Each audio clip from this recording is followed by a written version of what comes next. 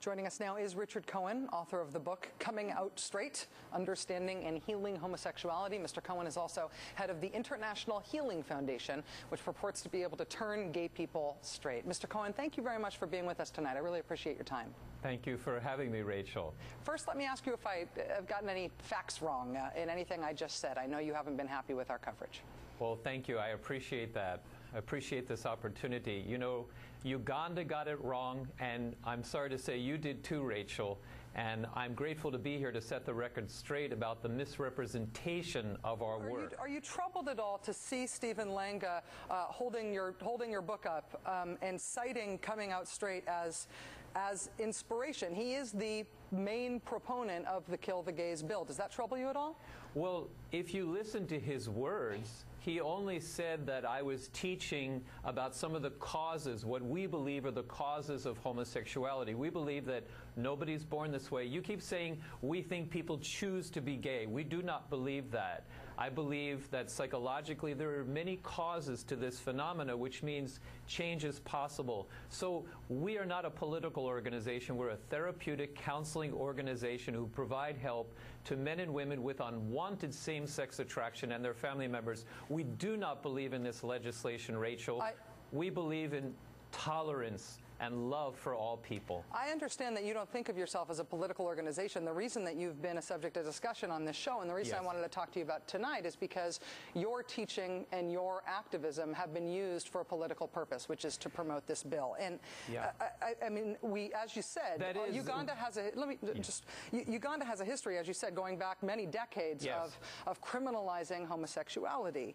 But you have told them, particularly in your book, Coming Out Straight, which I understood you donated multiple copies of to this organization that's promoting this bill, you're telling them exactly what they need to hear in order to justify the Kill the Gays bill. I mean, your book portrays gay people as predators who must be stopped to protect the innocent. We're trying to make it more comprehensible to you. The legislator who sponsored the bill told the Associated Press today that he insists these strict measures, which I know you abhor, but these strict measures they're proposing, including execution, are necessary in their country to stop homosexuals from recruiting school children. Let me also just read to you from your book, okay, page 49. Homosexuals are at least 12 times more likely to molest children than heterosexuals. Homosexual teachers are at least 7 times more likely to molest a pupil. Homosexual teachers are estimated to have committed at least 25% of pupil molestation. 40% of molestation assaults were made by those who engage in homosexuality. This is the claim that you make in your book that exactly feeds these folks who want to execute people for being gay what they need in order to justify that. Do you stand by what you said in your book? Actually, you know, that one particular quote, when I do republish it, reprint it, we will extract that from it because we don't want such things to be used against homosexual persons. But I do think that you've actually got blood on your hands here because of the way that you've been used and your organization has been used and your staffer has been used to make this legislation a reality in Uganda, and I do think it's going to become law. So let me just ask you about something that you wanted to be taken in greater context.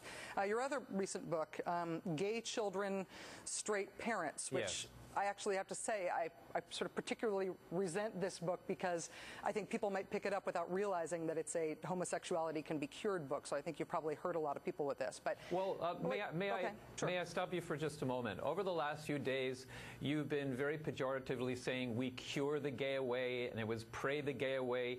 We don't believe in any of that. We never use the cure word at all. We don't tell people to pray this away. That would be ridiculous because there's strong psychological underpinning for homosexual desires. So we're not trying to tell anybody what to do, Rachel. Again, we offer effective counseling, very effective, for those with unwanted same-sex attraction. And the Gay Children, Straight Parents book is for family members, and whether the kids change or not. We say in that book, I say that's not the goal of this treatment plan. It's to learn to love your children well. Just quote to you from your own most recent newsletter. For the past 40 years, members of the gay rights movement have been indoctrinating members of society, targeting the youth. As a result of their strategic plan, millions of innocent young children have been enrolled into this false teaching and led into a homosexual lifestyle. The idea that you're not promoting the idea that gay people are something to be feared, or that there's any threat from gay people, or that you say anything against gay people is belied by your own words. The idea that you're not promoting cures when you say that change is possible, changing from homosexuality to heterosexuality is possible, is a matter of semantics. But I want to raise this issue of what causes homosexuality, which you point out is central to your way of thinking. Your most recent book, Gay Children, Straight Parents, which again says nothing about changing people from being gay on their cover, which I think I resent. Okay. Regardless. Page 72 through 74, you say, among the list of factors that may lead to homosexual desires, yes, divorce, death of a parent, adoption, religion, race. Race? That's not in there. Yes, it is. Here I am, page 75 of your book with your name on the cover. Okay. I got to ask you, every single one of those ideas is insane to me. I mean, the idea that divorce makes you gay, for example, seems insane to me. No. You've described it as a factor that contributes to homosexuality desire, okay? You're taking it out of context, Rachel. No, I'm reading it from your book. Rarely is one thing alone responsible for same-sex attraction. It's the result of a combination of variables. Following is a list of 10 factors that may lead to homosexual desires. And under other factors, number 10, divorce, death of a parent, adoption, religion, race. Now how exactly does race make you gay? What are you talking about? Keep reading with the book about that. What's under that? You just read the heading. Now read the rest of the text. Divorce, death of a parent, adoption, religion, race, rejection by opposite sex peers. You go into the rejection about, you want me to read you about the rejection of an opposite sex peer? I'm not sure I have the stomach for that. An adopted child, a boy with a fragile sense of gender identity. Let me ask you about what you said here. How does race make a person gay? Okay. It's your book. The main factors that will lead somebody to experience same-sex attraction. Again, it's multifactorial, but basically, boy doesn't bond well with his dad. No, wait. The girl with specifically, her daughter, I want to ask you why you included race there. How does race make you gay? It doesn't. Okay. All right. Are you a licensed therapist? I have practiced psychotherapy under the requirements of every state that I practiced in and resided in over the last 20 years, and I've helped thousands of men and women come out of homosexuality. But you're not licensed. No, I'm not, but I've always practiced within the legal requirements of every state. The American Counseling Association kicked you out in 2002 or 2003 for ethical reasons. Are you certified as any sort of clinician at all? The American Counseling Association, actually, I'm glad you brought it up. I'm the victim, Rachel, of a hate crime. They took the heinous complaint of one client and used that as an excuse to kick me out of their non-licensing trade organization. The acting president was a gay man. They don't like our work. And it's a lack of tolerance on their part. They don't allow people the right of self-determination to choose if they wish to come out of homosexuality. So shame on the ACA for their intolerance. I will say that the ACA kicked you out because of ethical because of ethical concerns about your financial relationship with your clients and using them to promote yourself. Do you know not what? Because they think you're anti-gay. But I think it's important to note, though, and I want, just in case this gets heard in Uganda or in any other country where they're considering basing anti-gay legislation to remove all human rights from gay people on the basis of your claim that gay people don't have to be that way if they don't want to be. If anybody's watching this anywhere in the world because you're considering using this, I want you to know that Richard Cohen is not licensed by any American or any other licensing body whatsoever. And I think that you have represented yourself, especially by putting your master's degree behind your name on the cover of your book, as if you're an authority here, as if you represent some sort of... I am a professional psychotherapist, Rachel, and my credentials are that I came out of homosexuality. I've been married 27 and a half years to my beautiful wife. We have 3 great children, and again, over 20 years, I've helped thousands of men and women in this country and worldwide come out of homosexuality. You just stated that your credentials are your personal experience of not being gay anymore. If those are the basis of your credentials, I feel like, although this is weird for me to ask you because it's personal, I have to ask you, because it's the basis on which you make these claims that are being unfortunately taken seriously all around the world.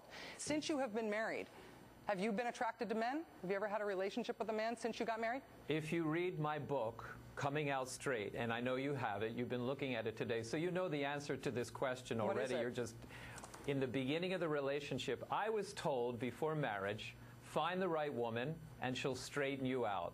And that was ridiculous. It should be noted, though, that when other people, like the promoter of the anti-gay Kill the Gays legislation in Uganda, cites you as an inspiration, he's not only talking about the things that are in your book that you say you'll now take out, he's also talking about your marriage as evidence of your cure, as the fact that you've come out of homosexuality and been cured by the fact that you're married. So the fact that you continue to have same-sex relationships even after getting married. Well, you're mischaracterizing that.